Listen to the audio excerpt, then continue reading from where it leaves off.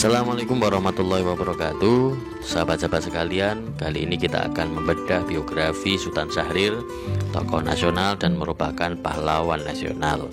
Sultan Syahrir dilahirkan di daerah Padang Panjang, Sumatera Barat pada 5 Maret 1909. Beliau lahir dari keluarga yang menganut agama Islam. Ayahnya bernama Muhammad Rasyad, seorang kepala jaksa pada pengadilan negeri di Medan. Ibunya bernama Putih Siti Robiah, putri Sultan Sulaiman. Sultan Syahrir merupakan salah satu tokoh tiga serangkai pergerakan nasional. Beliau tidak terlalu populer jika dibandingkan dengan dua tokoh lainnya seperti Soekarno dan Muhammad Hatta yang dikenal sebagai Dwi Tunggal, proklamator kemerdekaan Republik Indonesia. Akan tetapi beliau juga sangat berjasa untuk Indonesia. Sultan Syahrir adalah Perdana Menteri Republik Indonesia masa jabatan 14 November 1945 sampai 20 Juni 1947. Sultan Syahrir memperoleh pendidikan di Sekolah Dasar Belanda dan Sekolah Menengah Mulu yang merupakan sekolah terbaik di Medan. Sejak remaja, Sultan Syahrir sangat gemar membaca berbagai buku berbahasa asing dan ratusan novel Belanda. Selain gemar membaca, Sultan Syahrir penggemar olahraga militer. Meskipun perawakannya kecil, beliau sering dijuluki si kancil oleh teman-temannya. Syahrir pernah menerbangkan pesawat kecil dari Jakarta ke Yogyakarta. Pada tahun 1926, Sultan Syahrir menyelesaikan sekolahnya dan lulus dari Mulu, sekolah setingkat SMP.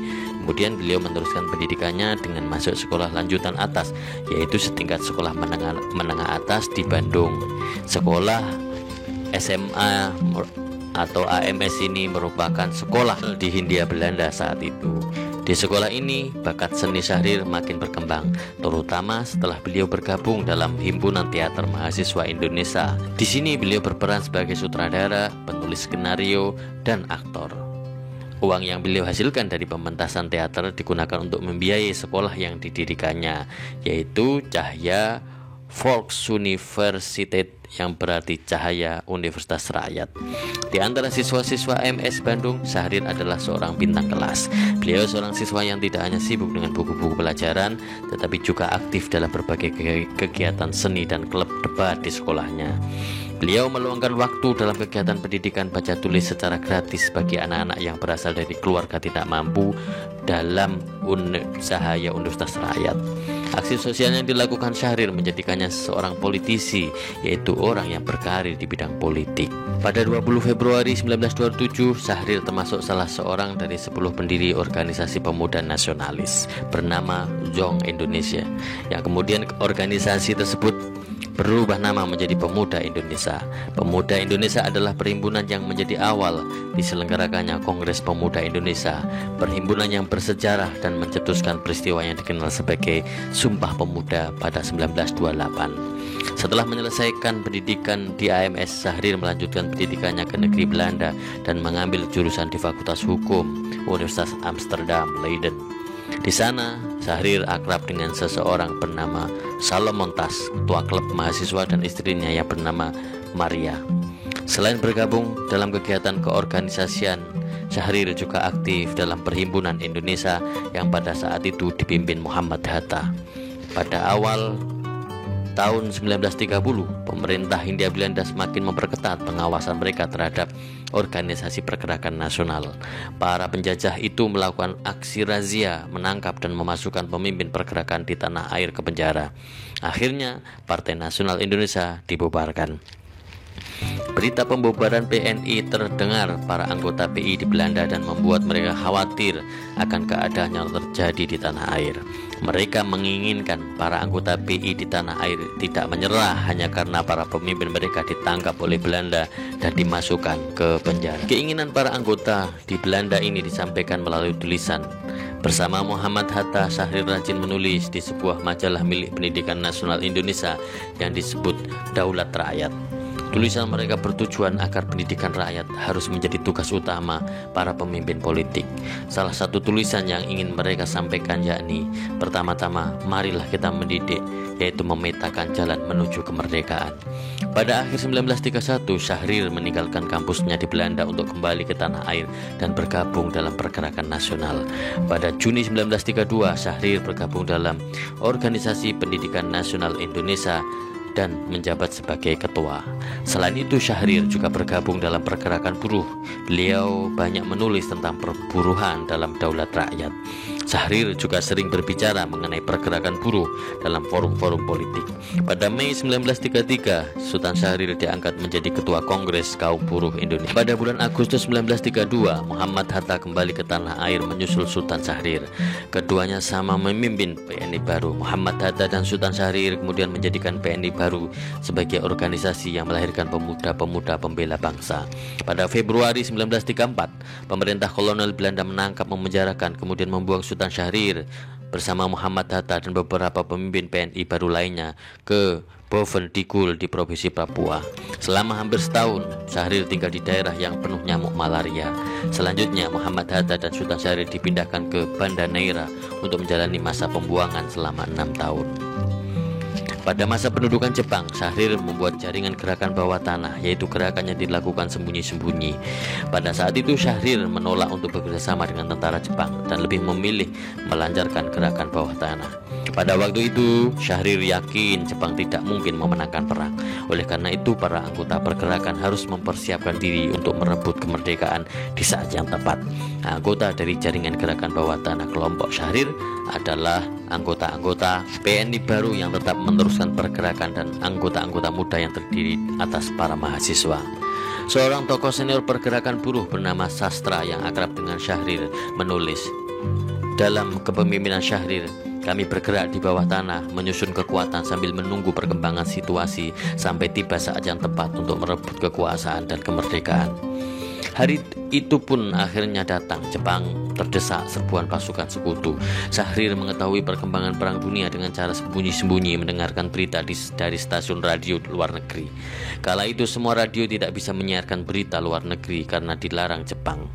Berita-berita tersebut kemudian Syahrir sampaikan kepada Muhammad Hatta. Sultan Syahrir yang didukung para pemuda mendesak Soekarno dan Muhammad Hatta memproklamasikan kemerdekaan pada 15 Agustus 1945. Karena Jepang pada saat itu sudah menyerah. Sebagai tanda dukungan dari rakyat, Syahrir telah siap dengan pasukan gerakan bawah tanah untuk menjalankan aksi perebutan. Sayangnya pada saat itu Soekarno dan Hatta belum mengetahui berita tentang menyerahnya Jepang, sehingga mereka tidak menanggapi keinginan Syahrir. Menurut Soekarno dan Hatta, mereka harus menunggu keterangan dari pihak Jepang yang ada di Indonesia, karena proklamasi harus melalui keputusan Panitia Persiapan Kemerdekaan Indonesia yang dibentuk Jepang.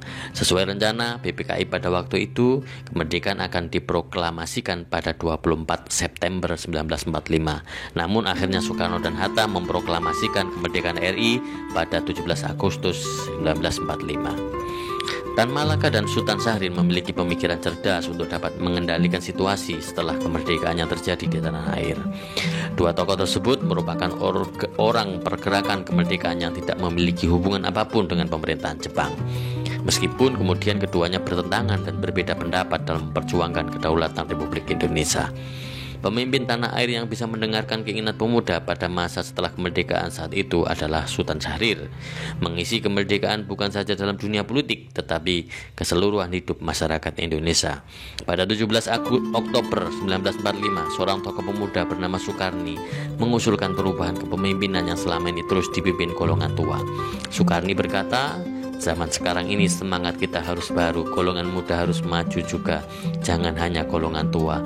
Sampai kemudian ada pergantian kepemimpinan. Perubahan juga terjadi pada 15 anggota Badan Pekerja KNIP, semacam DPR saat ini. Setelah diadakan reformasi, umur rata-rata anggota DPR 34 tahun, jauh berbeda dengan usia para anggota Kabinet Soekarno yang usianya sekitar 46 tahun. Upaya Syahrir membuat perubahan berhasil. Pada November 1945, Syahrir yang didukung oleh para pemuda ditunjuk oleh Soekarno menjadi orang yang membentuk kabinet baru. Pada usianya yang 36 tahun, Syahrir menjadi Perdana Menteri termuda di dunia. Beliau menjabat selama 2 tahun, November 1945 sampai Juni 1947. Selain menjadi Perdana Menteri, Sultan Syahrir juga mendapat tugas sebagai Menteri Luar Negeri dan Menteri Dalam Negeri. Dukungan penuh dari Soekarno dan Wakil Presiden waktu itu Muhammad Hatta membawa Syahrir ke perundingan dengan Belanda untuk mencapai kedaulatan Indonesia dan memperjuangkan Republik Indonesia yang tercinta ini. Sewaktu belajar di Belanda, Sultan Syahrir menganut pemikiran ideologi sosial demokrat, yaitu pemikiran yang dasarnya menolak perang. Untuk menyelesaikan konflik dengan Belanda, beliau mempelajari Atlantic Charter, yaitu suatu kesepakatan yang dikeluarkan para pemimpin sekutu pada bulan Agustus 1941. Kesepakatan itu menetapkan bahwa dalam masa setelah Perang Dunia, peraturan dunia akan diubah secara total. Pertama-tama sudah tidak ada lagi penjajahan, penegakan hak asasi manusia, serta perdamaian dunia akan diusahakan melalui berdirinya suatu organisasi internasional. Oleh karena itu, sejak awal Syahrir telah yakin bahwa cepat atau lambat Belanda akan meninggalkan Indonesia. Maka pada saat itu, cara diplomasi atau cara damai akan lebih berhasil daripada perang. Gagasan mencapai kedaulatan secara damai merupakan suatu sikap yang sangat terpuji. Suatu permasalahan dapat diselesaikan dengan cara yang baik. Teman perundingan Sultan Syahrir pada saat itu adalah Van Mook yang menjabat sebagai Letnan Gubernur Jenderal Hindia Belanda sejak Oktober 1945 sampai November 1948. Dari perundingan itu, kedua tokoh tersebut menghasilkan prinsip-prinsip dasar untuk menyelesaikan masalah Indonesia Belanda.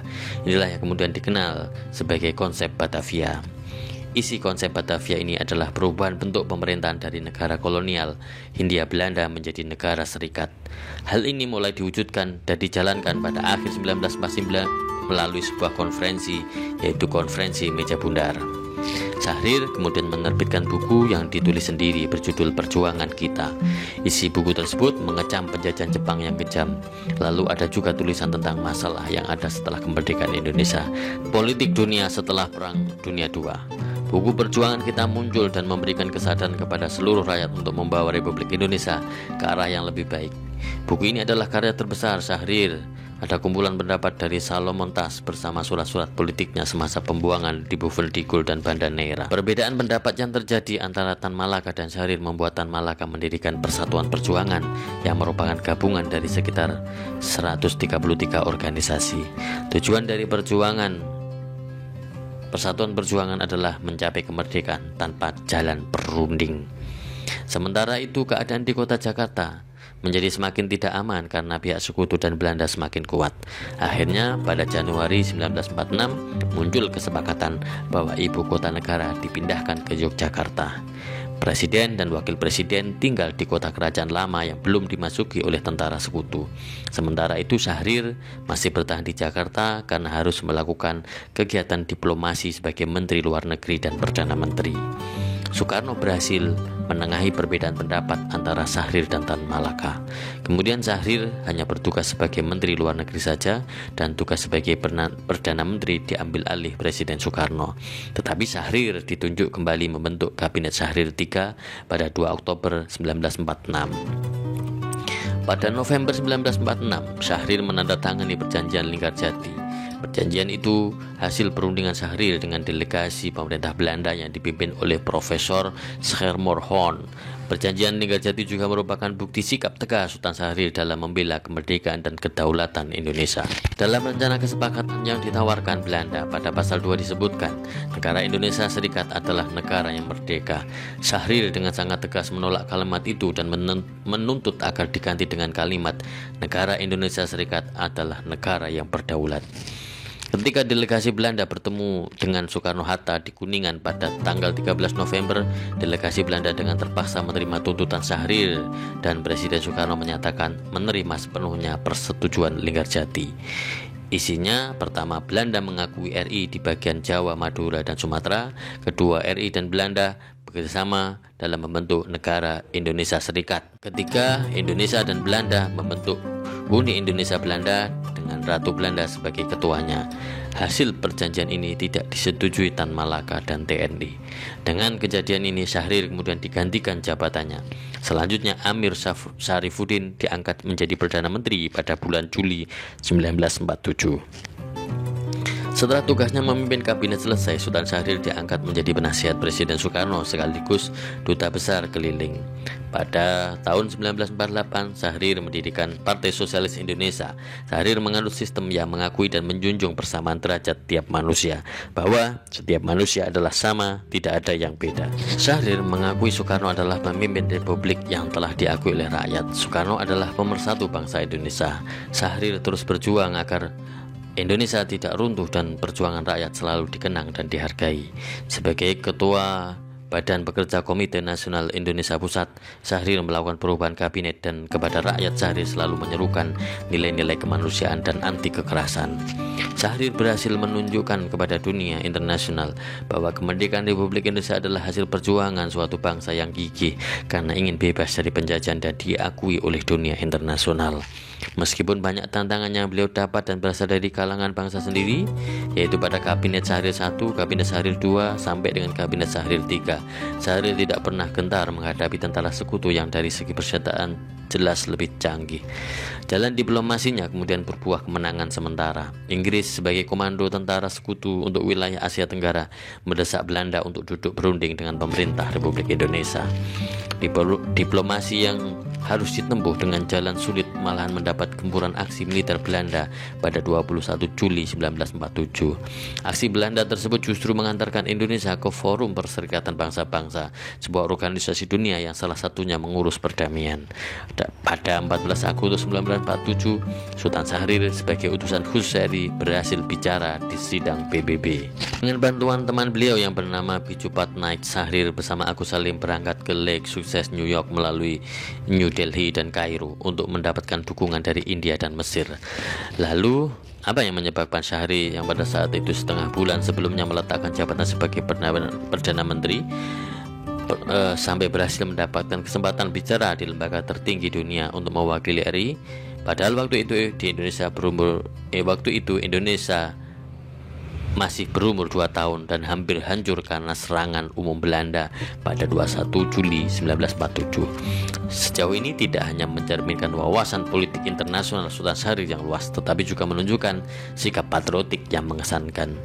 Hampir 4 bulan setelah perjanjian Linggarjati ditandatangani di Jakarta pada 25 Maret oleh Perdana Menteri Sultan Syahrir dan Ketua Delegasi Belanda Profesor Willem, pada tanggal 21 Juli 1947, Angkatan Bersenjata Belanda melakukan serangan umum terhadap wilayah Indonesia.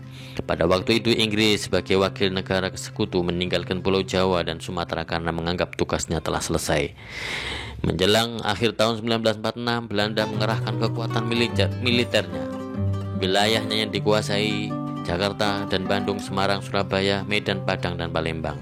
Tujuan utama dari operasi militer itu adalah menduduki wilayah RI untuk mendapatkan keuntungan ekonomi dalam hasil perkebunan dan bahan pangan. Nama sandi untuk operasi militer itu rencana produk. Syahrir terbang menuju New Delhi, India, kemudian berdiskusi dengan sahabatnya Jawaharlal Nehru, lalu terbang ke Kairo, Mesir. Kemudian mereka bersama dengan Haji Agus Salim menuju New York. Kedatangan mereka sudah ditunggu oleh Sujatmoko, Dr. Sumitro, dan Charles Tambu. Meskipun Belanda berpendapat dengan penjelasan berdasarkan ketentuan hukum internasional, pada 12 Agustus, Dewan Keamanan memberi kesempatan berbicara kepada utusan RI sebagai salah satu pihak pada konflik bersenjata di Indonesia. Pada 14 Agustus 1947, Syahrir berpidato di sidang Dewan Keamanan PBB. Beliau berbicara di hadapan para wakil bangsa-bangsa sedunia. Ruang sidang Dewan Keamanan yang terletak di sebuah gedung sementara PBB di Lake Success, Long Island. Pada siang hari itu tampak penuh. Kursi peserta sidang dan kursi yang disediakan untuk media pers tidak ada yang kosong. Pokok acara sidang pada hari itu adalah konflik Belanda dan Indonesia. Presiden Dewan Keamanan untuk bulan Agustus itu adalah wakil tetap Syria, Dubes Faris El-Khouri. Beliau simpatik terhadap posisi Indonesia dan delegasi Syahrir. Beliau mempersilahkan Syahrir berbicara. Sekarang saya persilahkan utusan Republik Indonesia berbicara, katanya Dewan Keamanan PBB. Syahrir menyampaikan kepada Dewan Sidang bahwa Belanda telah gagal melindungi rakyat Indonesia dari pendudukan tentara Jepang dan penderitaan rakyat selama 3,5 tahun pendudukan militer asing itu. Syahrir berusaha meyakinkan Dewan Sidang bahwa proklamasi kemerdekaan dan lahirnya RI bukanlah hadiah dari Jepang. Syahrir juga menerangkan tahap-tahap perundingan dengan pihak Belanda sejak ia menjadi Perdana Menteri sampai selesainya menjadi Perdana Menteri. Syahrir memberikan kritik keras kepada pihak Belanda yang tidak menepati bunyi pasal 17 Perjanjian Linggarjati, yakni cara untuk menyelesaikan masalah dengan jalan di luar peradilan, tetapi malah melancarkan serangan militer. Syahrir menyatakan keraguannya atas ketulusan pihak Belanda. Pada saat perundingan masih berlangsung dengan secara perlahan, pihak Belanda malah menjalankan serangannya. Pada akhir pidatonya, Syahrir mengusulkan dua hal: peranan Dewan Keamanan untuk melakukan penyelesaian masalah secara bijaksana, dan pembentukan sebuah lembaga yang bertugas untuk mengawasi gencatan senjata. Koran televisi dan radio Amerika memuat pidato Syahrir. Kantor-kantor berita dunia melaporkannya. Perdebatan pertama yang terjadi tentang kolonialisme barat di lembaga tertinggi PBB tanpa ada sanggahan dari pihak Belanda. Syahrir menyebut Indonesia merupakan bangsa yang berabad-abad tidak mengenal aksara dan dimanfaatkan oleh kaum penjajah. Syahrir berdebat dengan berbagai pendapat yang disampaikan wakil Belanda. Indonesia berhasil merebut kemerdekaannya dengan penuh pengorbanan dan perjuangan, bukan hasil kesepakatan atau hadiah dari Belanda. Kasus Indonesia Belanda telah mengalami perubahan. Peranan Syahrir di Dewan Keamanan dan bantuan aktif dari India dan Australia telah mengubahnya menjadi masalah internasional, tidak lagi menjadi masalah seperti yang selalu dikatakan oleh pihak Belanda. Van Cleven, wakil Belanda, pun dianggap gagal memperjuangkan kepentingan Belanda dalam sidang PBB. Pihak Belanda menilai kegagalan itu sebagai kekalahan yang memalukan. Diplomat handal yang berpengalaman di dunia internasional harus kalah oleh seorang diplomat muda dari negeri yang baru saja lahir, yaitu Syahrir. Syahrir sangat terkenal di kalangan para wartawan yang meliput sidang PBB, terutama wartawan yang berada di Indonesia semasa revolusi. Pada 18 Agustus 1961, Muhammad Hatta, Sultan Syahrir, Muhammad Rum, Sultan Hamid II, dan Subadio Sastro Satomo berkumpul. Pada awalnya mereka berada di Bali atas undangan Anak Agung Gede Agung untuk menghadiri upacara ngabenan ayahnya. Sayangnya, perkumpulan ini dinyatakan berbeda oleh intelijen. Pada dini hari 16 Januari 1962, Sultan Syahrir ditangkap dan dipenjara. Semangat juang Syahrir memang kuat. Ketika di penjara Madiun, beliau pernah mengalami penyakit darah tinggi yang sangat parah. Akan tetapi Syahrir telah terbiasa hidup dalam penderitaan saat di penjara ketika masa penjajahan.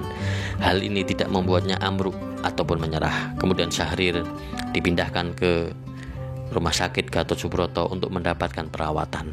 Setelah membaik, beliau dipindahkan ke penjara di Jalan Keagungan, lalu dipindahkan lagi ke rumah tahanan militer di Jalan Budi Utomo. Pada suatu malam di rumah tahanan militer inilah Syahrir ditemukan jatuh di kamar mandi akibat stroke. Keesokan harinya barulah beliau dibawa ke rumah sakit dan dioperasi. Sayangnya operasi gagal dan Syahrir tidak lagi bisa bicara. Setelah mendapat izin dari Soekarno, pada 21 Juli 1965 Syahrir berangkat ke Zurich, Swiss untuk berobat. Meskipun diizinkan berobat ke luar negeri dan biaya berobat ditanggung pemerintah, status Syahrir tetap tahanan. Muhammad Hatta, sahabat seperjuangannya, menyampaikan pidato perpisahan di Taman Makam Pahlawan, Kalibata. Beliau menyampaikan bahwa Perdana Menteri termuda di dunia ini telah meninggal, tetapi perjuangannya dan jasa-jasanya terhadap bangsa ini akan tetap dikenang. Sultan Syahrir, sang pejuang kemanusiaan, dipuji dan dicintai bahkan oleh tokoh-tokoh yang berbeda pikiran dengannya. Panglima Besar Jenderal Sudirman yang termasuk pendukung gerakan Tan Malaka memuji Sultan Syahrir sebagai pemimpin yang jujur dan bercita-cita luhur, termasuk tokoh yang menolak jalur diplomasi melawan Belanda. Tetapi Sudirman pada saat-saat terakhirnya berpesan pada Sultan Hamengkubuwono IX, jangan lupakan Syahrir, berjuanglah bersama beliau untuk cita-cita Indonesia. Setelah bertahan selama 8 bulan lebih, pada 9 April 1966 Syahrir menghembuskan nafas terakhirnya di Swiss. Sultan Syahrir, sang pahlawan besar, kita tidak boleh melupakan jasa-jasanya